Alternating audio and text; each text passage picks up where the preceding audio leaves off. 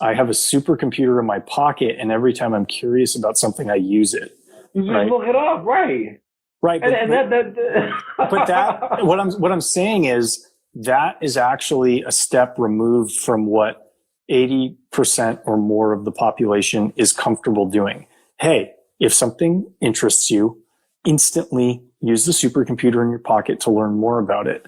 So I think a few percent of people are probably doing that. Our followers are doing that. I don't think that a majority of people are there. Don't underestimate the value of inertia in terms of people just keeping on. It's just easier. They think it's easier to just keep doing what they're doing. And then they'll figure out lies to tell themselves for why the chronic condition that they have is related to something other than the thing that most obviously contributes to it. You're right. Yeah, I see it all the time. Or as I like to say, if it was only an issue of knowledge, everyone would be ripped and rich.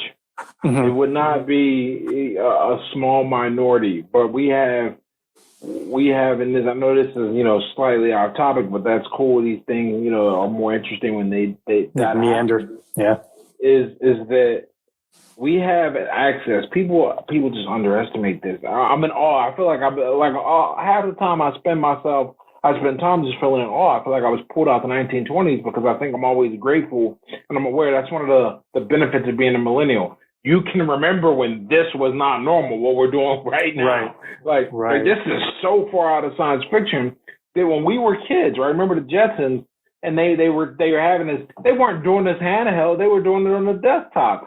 That's how crazy this. They couldn't even imagine then. Right. My point is, we have this incredible technology. Right. We have access to all knowledge ever discovered, pretty much. Right. At our fingertips, I'm holding it. Right. You know what? And people don't. You're right. People don't use it to do any number of things you can do. You can change your entire life. And you know what?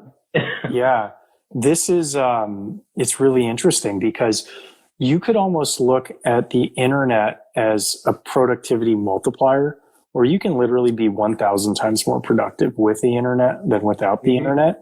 But what it's actually going to do over the course of a generation is expose people who want to better their lives and separate them from the majority of people who have no interest in self-improvement.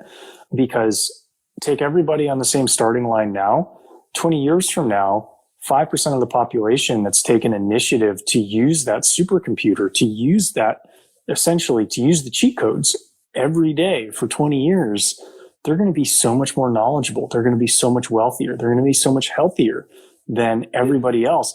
And the people who aren't doing that are going to be resentful because they haven't connected the dots between their actions and the outcomes. So all they're going to do is see other people with superior outcomes to them. The last thing they're going to do is look internally and say, what am I not doing that that person is doing? This will not come across at all. What they will do is they'll say, oh, that's a man. I can't do that because that's a man. Right.